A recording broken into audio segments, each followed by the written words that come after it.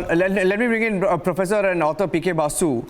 Now, when Trinamool Congress writes to the Kolkata Police, and then Subir Bhaumik can respond, when Trinamool Congress writes to the Kolkata Police Commissioner to take action against CBI officials who have arrested the Bengal ministers, claiming Prime Minister Modi and Home Minister Amit Shah want to malign our leaders in some way or the other as the BJP has failed to win the assembly election, what's going on?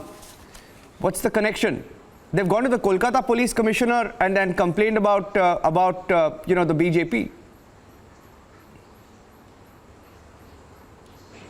Well, first of all, I think it's important to understand that the CBI is an independent investigating body. It is conducting this case, and it is worth remembering that in just before the 2019 general election, the CBI wanted to arrest Rajiv Kumar, a senior police officer in Kolkata, and the sitting chief minister went on a dharna to prevent this from happening. And today she was again on a dharna. Instead of administering the state, she was on a dharna against a central investigative body that is independent of any political authority. Now, if this had been a political vendetta, I would argue that a political vendetta would have been far more successful had it occurred before the election, not after the election. So the CBI is pursuing its own timeline. It is pursuing its own timeline, and the CBI is also aware that in order to conduct investigations, in order to arrest or even take questions from political individuals who have been named in the charge sheet, is very difficult in Kolkata because, as Shogata Roy said, we are an emotional party. He says we are a party based on emotion. And emotion, therefore, justifies chaos, justifies a complete abrogation of law and order in the middle of a pandemic, where the chief minister sits on a dharna for 6 hours and gets her people to stone the offices where the CBI is conducting investigations. This is absurd. In any civilized society, such behavior is condemnable. It's shocking. The fact that we are making this sound as if it's completely normal is what is really bizarre. Yeah, Subir Bhaumik. Subir, he called it emotion, but throwing, pelting stones when there's a lockdown, thousands of them gathering.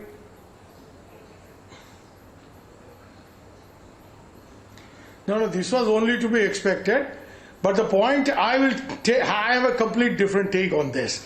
The Anirban is right that if the charge sheet is being submitted today, there was actually no need to arrest them.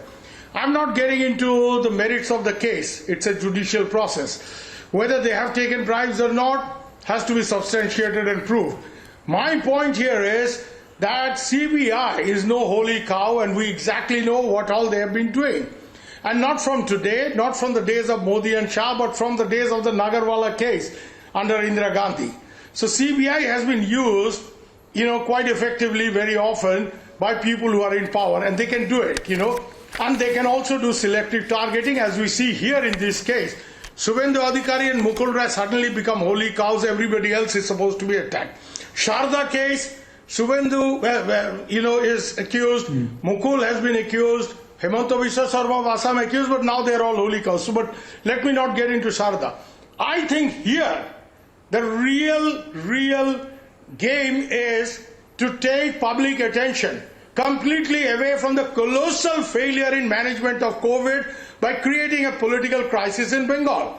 And the people in power out there in Delhi exactly know that if something like this happens, Dhankar has been creating an hype about this. Law and order failure in Bengal, making Bengal look like Kashmir. The point here is that this is a systematic build-up over the last few days, where Dhankar even warned that I am warning the government here in Bengal about what I can do, exercise of my powers. So this whole issue is to create a political crisis here. It's not sustainable in court, as we saw the CBI plea be thrown out. But the whole day, and then the debate that goes on from here is to take the attention away from the colossal failure in COVID management by this government in Niranjan. Delhi. And it's all accepted now across the world that the government here announced they were into chest thumping triumphalism. They announced victory, Vijay Palia hai and all that rubbish. And today, you know, they are very good in diversion. And this is a very interesting diversion. So political vendetta, this and that, well, fine. My take is this is a very smart attempted move to take the national attention away from the colossal failure of COVID management, bodies flowing down the Ganges and all that. And even, you know, I have seen great supporters of these people are now turning against them. So in that situation, this is a very interesting build-up to a political crisis attempted here in Bengal. And Bengal is a favorite whipping boy for the last couple of months we have seen. Bengal, Iskaran wants to come in. होता है, ये होता है, वो होता है, कश्मीर बन गया, mini Pakistan बन गया. No, wait. We have heard all these adage, and this reply will be given in due time. Yeah, I'm not bothered about political parties at all. But as a Bengali, I'm telling you, mini Pakistan बन गया, ये बन गया, वो बन गया. इसका जवाब एक तो मिल चुका है और मिलेगा.